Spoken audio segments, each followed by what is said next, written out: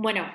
antes de nada quería dar las gracias a la Red Española de Desarrollo Rural por la iniciativa compartida con el Ministerio de Cultura, con las compañeras también de la Subdirección General de Gestión y Coordinación de los Bienes Culturales y con el resto de las compañeras y amigas y amigos de la Comisión de Seguimiento del Plan Nacional de Salvaguardia del Patrimonio Cultural Inmaterial.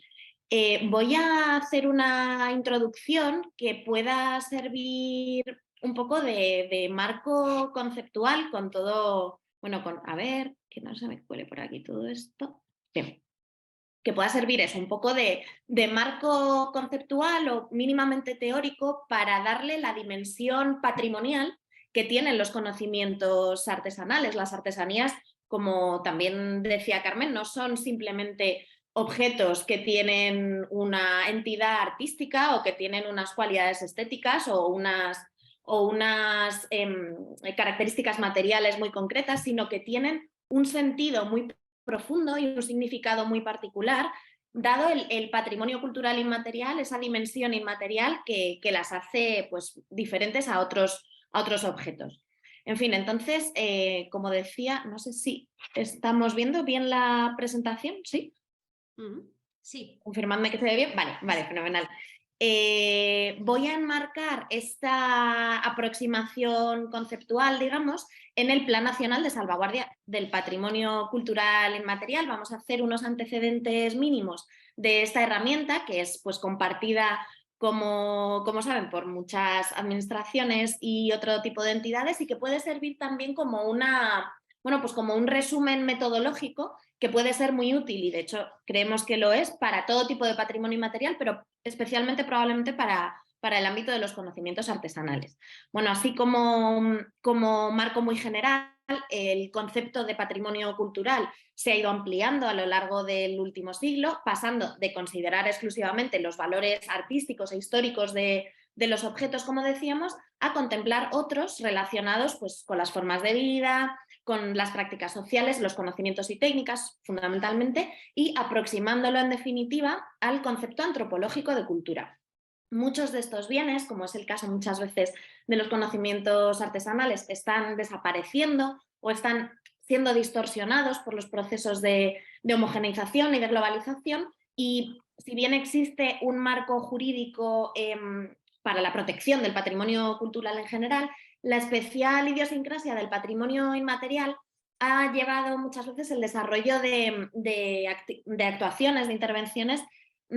apoyadas sobre criterios y metodologías no siempre muy acertadas. Entonces, bueno, todos estos motivos fueron detectados por la Administración General del Estado y por las de las comunidades autónomas, y en 2009 comenzó el proceso que dio lugar en el año 2011 a la publicación del Plan Nacional de Salvaguardia del Patrimonio Cultural Inmaterial.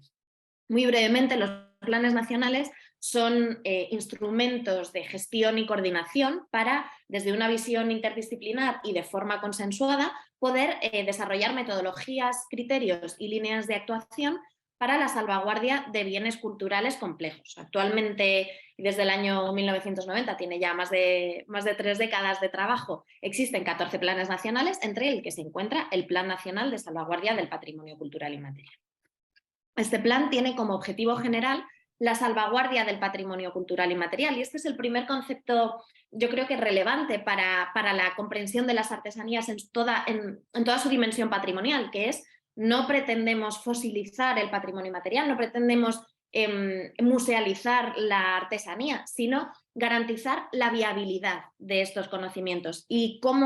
cuáles son todos los verbos que incluye esta garantía de viabilidad, de que los portadores, las comunidades portadoras puedan desarrollar en el sentido que ellas decidan su patrimonio inmaterial, pues a través de la identificación, la documentación, la investigación, la preservación, protección, transmisión en todas sus dimensiones, difusión de este tipo de patrimonio cultural en todos sus aspectos. Nada, simplemente como objetivos y metodologías más concretas, pues tiene la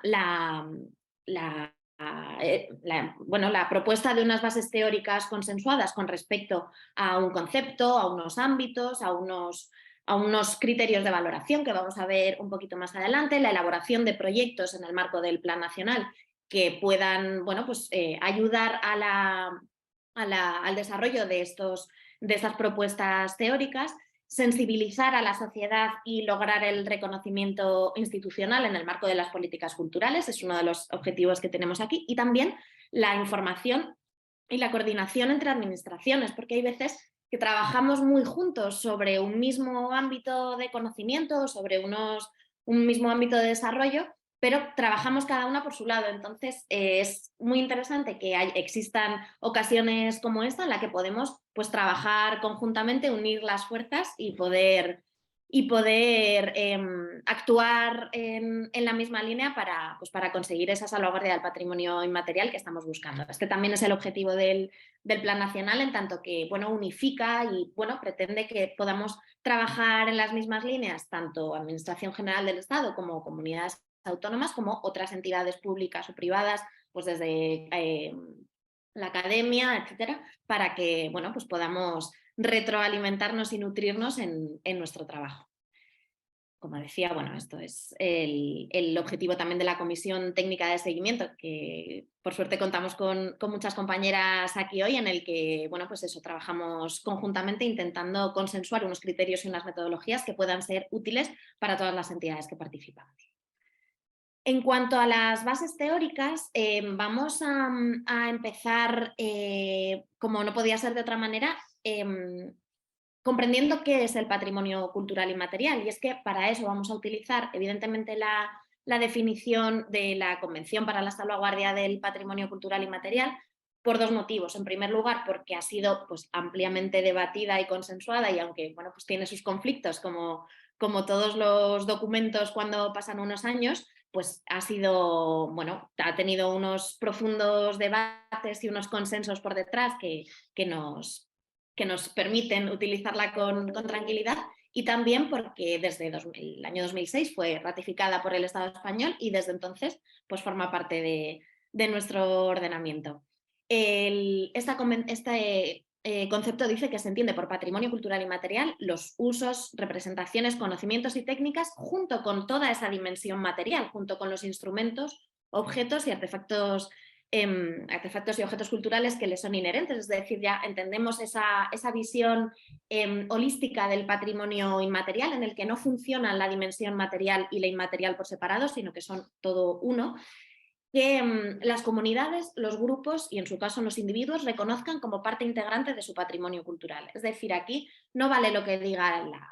la teoría, no vale lo que diga la administración, solamente vale lo que las comunidades consideran que son parte de su patrimonio inmaterial. Son quienes tienen la capacidad de identificar cuál es su patrimonio inmaterial y de salvaguardarlo y defenderlo como tal. Este patrimonio inmaterial, además, se transmite de generación en generación. Esto es algo, además, que las personas que se dedican al desarrollo de los conocimientos artesanales conocen muy bien, esa transmisión intergeneracional, que, bueno, además es constantemente recreado por las comunidades en función de su entorno. Hay una relación muy especial entre el patrimonio inmaterial de un territorio, por ejemplo, y el paisaje en el que se incluye, o las actividades económicas fundamentales, o la configuración social de un territorio. Tiene una influencia muy potente en el patrimonio inmaterial que desarrollan esas comunidades, y además les infunde un sentimiento de identidad y continuidad, y esto contribuye a que el patrimonio inmaterial pueda ser, como decimos siempre, en sí mismo una actividad sostenible. El patrimonio inmaterial es sostenible por naturaleza.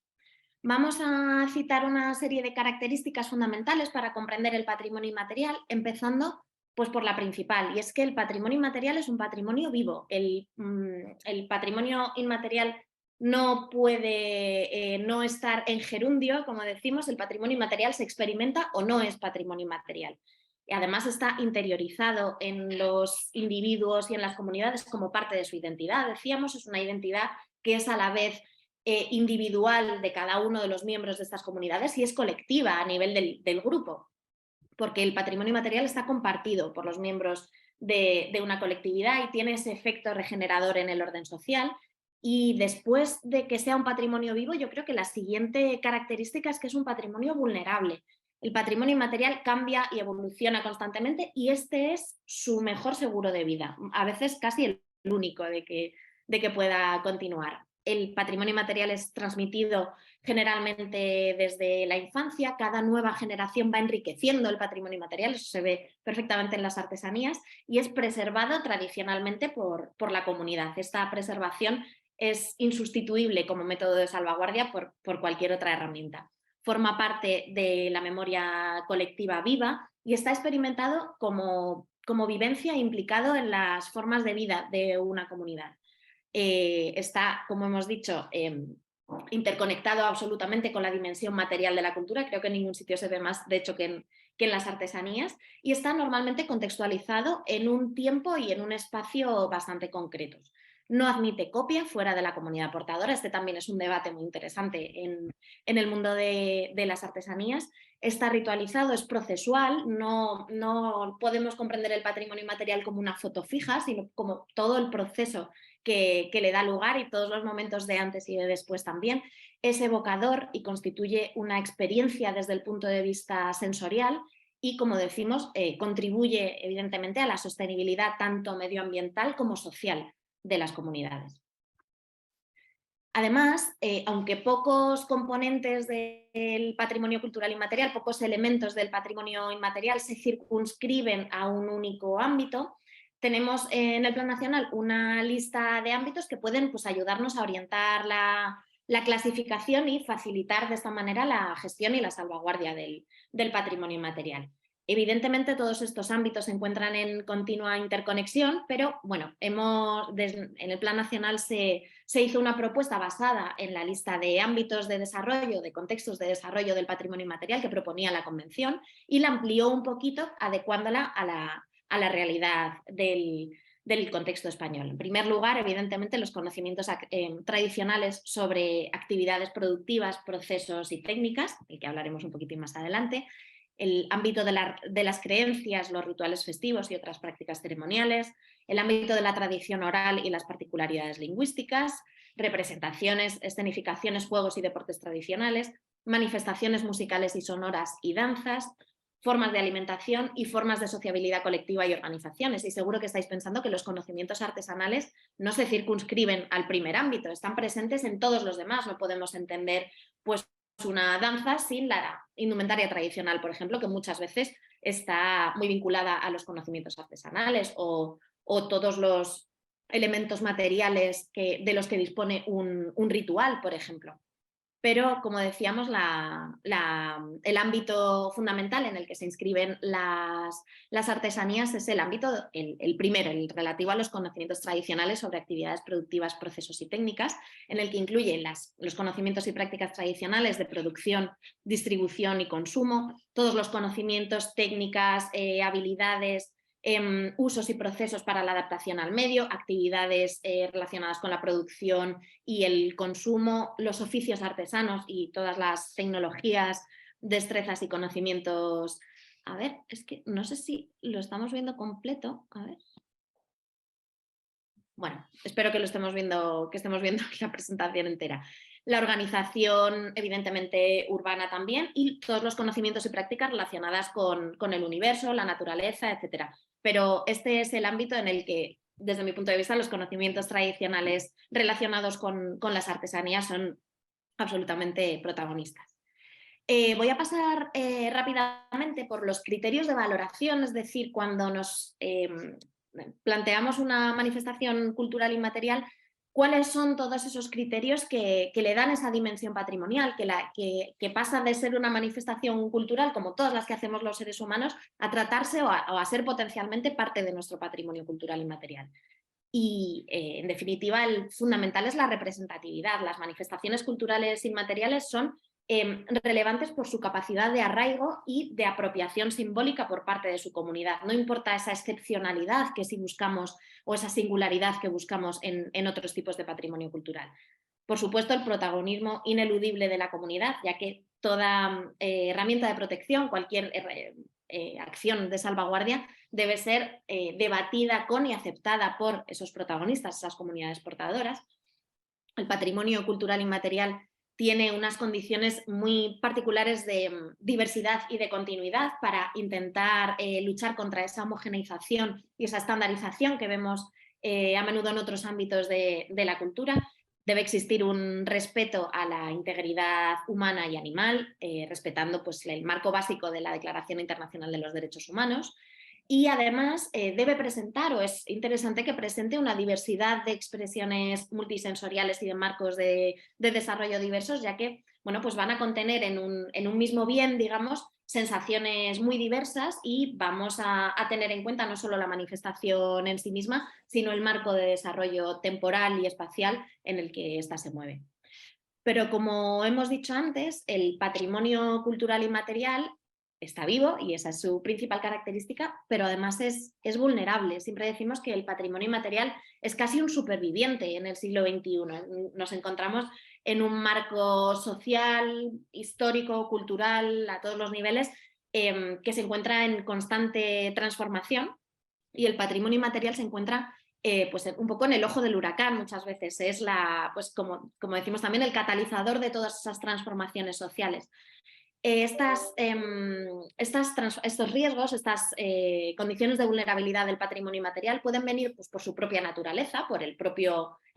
tipo de patrimonio cultural del que estamos hablando, y también por las acciones inadecuadas de salvaguardia, como puede ser la primera, la fosilización motivada por políticas conservacionistas. Y es que, como decíamos, el patrimonio inmaterial cambia, se transforma continuamente, es dinámico y es procesual, y este cambio es la expresión más patente de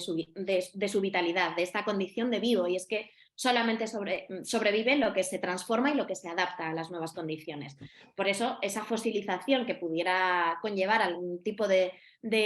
herramienta o de propuesta de protección, pues puede ser muy peligrosa para el patrimonio inmaterial. También esa pérdida de especificidad motivada por políticas globalizadoras que no respeten los valores propios de conocimientos o técnicas arraigadas y muy interdependientes con el contexto sociocultural y natural donde se desarrollan. Evidentemente, y esto, como decíamos, en el caso de las artesanías es especialmente grave, la apropiación indebida y la sobremercantilización del patrimonio inmaterial por sectores que carecen de legitimidad. Ya, bueno, me imagino que saldrán en el debate riesgos como la apropiación de diseños o de propuestas pues por sectores que no son sus propias protagonistas y las propias agentes del patrimonio inmaterial. En este sentido también está muy relacionada esa exclusión de las comunidades como gestoras de su patrimonio inmaterial, que deben identificar cuál es ese patrimonio inmaterial del que disponen y cómo debe ser salvaguardado, si es que debe serlo. Evidentemente también las acciones inadecuadas de difusión, que pueden acabar sirviendo simplemente a un estereotipo que al final no da cuenta de la complejidad cultural que tienen muchas de estas manifestaciones, y lo limitan pues, a algo exótico o muchas veces sensacionalista, que no corresponde a los valores del patrimonio inmaterial. Indudablemente también hay determinadas dificultades específicas de cada ámbito, pues no son los mismos las dificultades que puede tener un ritual festivo, por ejemplo, que las que puede tener las artesanías, que son pues muy, muy concretas y que también, bueno, pues muchas veces dan un poco de muestra de todas las dificultades que tiene el patrimonio inmaterial en general. Y por último, uno de los riesgos del patrimonio cultural inmaterial es esta actuación descoordinada entre administraciones, ya que este tipo de patrimonio cultural requiere no solo la colaboración y la implicación absoluta de sus comunidades portadoras, sino esa cohesión y ese constante trabajo conjunto de las administraciones que son responsables. Así que, bueno, creo que acciones como la de esta mañana van por el buen camino para intentar protegerlo.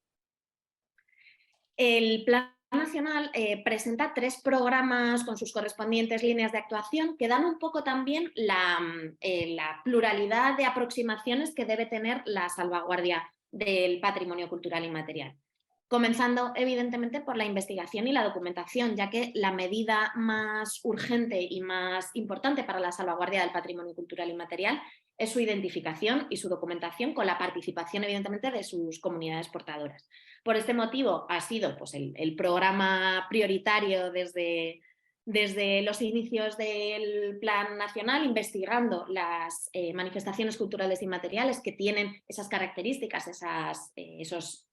criterios de valoración de los que hemos hablado antes, y se han valorado también los proyectos que integrarán a más de una comunidad autónoma, es decir, que pudieran ser transversales en el territorio. Por ejemplo, se desarrolló en varias fases de trabajo el plan de salvaguardia de la cultura del esparto y ha sido pues un ejemplo paradigmático que se pudiera continuar con otras iniciativas y que ha funcionado, la verdad, bastante bien.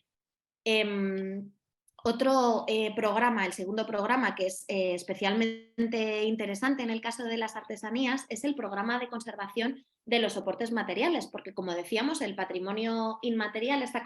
conectado con esa dimensión material de un modo absolutamente directo, ya que es esta materialidad, los objetos, instrumentos, artefactos y espacios culturales, como dice la Convención, lo que sirve de soporte muchas veces a los discursos simbólicos. Por eso el Plan Nacional tiene como objetivo en este programa la preservación de ese patrimonio material asociado, tanto mueble como inmueble. En cuanto a la metodología para conservar estos soportes materiales, evidentemente la decisión recae en los protagonistas, en la voluntad de pervivencia de las comunidades portadoras, y además debe tenerse muy en cuenta la singularidad y los significados del bien, porque como sabéis perfectamente no se trata de objetos elegidos al azar, sino que tienen un valor simbólico que debe ser muy tenido en cuenta a la hora de planificar la conservación de estos bienes materiales. Y por último, y como debe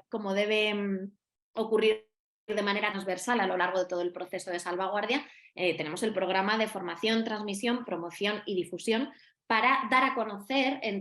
dentro de la comunidad y fuera de la comunidad el patrimonio inmaterial al que nos estamos refiriendo. El plan organiza este programa en función de los agentes, comenzando evidentemente por las comunidades y destacando muy en particular el asociacionismo, que en el patrimonio inmaterial es uno de los agentes, uno de los interlocutores más evidentes que tenemos para tratar con las comunidades portadoras, tanto a nivel de las organizaciones formales como informales. También en los museos muchas veces se crean conocimientos sobre estos procesos, sobre las particularidades y los mensajes del patrimonio cultural inmaterial que se asocian a su temática y colecciones y que deben ser pues comprendidos desde un punto de vista más diverso, no solamente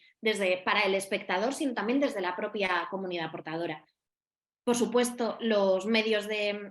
agentes de desarrollo turístico tienen un papel fundamental en el que no me voy a meter porque ya tenemos una compañera esta mañana que va a ampliar esta cuestión infinitamente mejor que yo. Y también los medios de comunicación e información que, especialmente frente a prácticas o a elementos un poco más desconocidos, tienen una responsabilidad de generar un debate que pueda ser rico en todas las dimensiones que tiene y evitar pues, esos reclamos un poco de exotismo o de simplificar el mensaje del patrimonio inmaterial o las dimensiones que tiene el patrimonio inmaterial. Y bueno, voy a cerrar muy brevemente, y es que el patrimonio cultural inmaterial necesita una difusión, necesita frecuencia en la socialización para que podamos comprender elementos culturales complejos como son los conocimientos artesanales y las artesanías en toda la amplitud que tienen de significados y de sentidos y de soportes. Además, el patrimonio inmaterial es paradigmático en integrar a colectivos diversos y esta sesión puede ser una muestra de ello, en la que estamos pues, desde personal técnico de las administraciones, personas portadoras del patrimonio inmaterial, personas que tienen interés simplemente en el desarrollo y la conservación de estos bienes. Y bueno, el Plan Nacional ha sabido pues eso, integrar todas estas sensibilidades tan diversas y conseguir pues, reconocimiento a todos los niveles, tanto dentro como fuera de nuestras fronteras. Se ha producido desde estos años una revisión de los planes. Actualmente, por fortuna, estamos otra vez trabajando para salvaguardar el patrimonio inmaterial y el resto del patrimonio cultural en continua interrelación. Y bueno, solo quiero dar las gracias por permitirnos desarrollar también esta labor de sensibilización que que tenemos como objetivo común pues en un foro como este. Y reitero mi enhorabuena por la organización de esta jornada.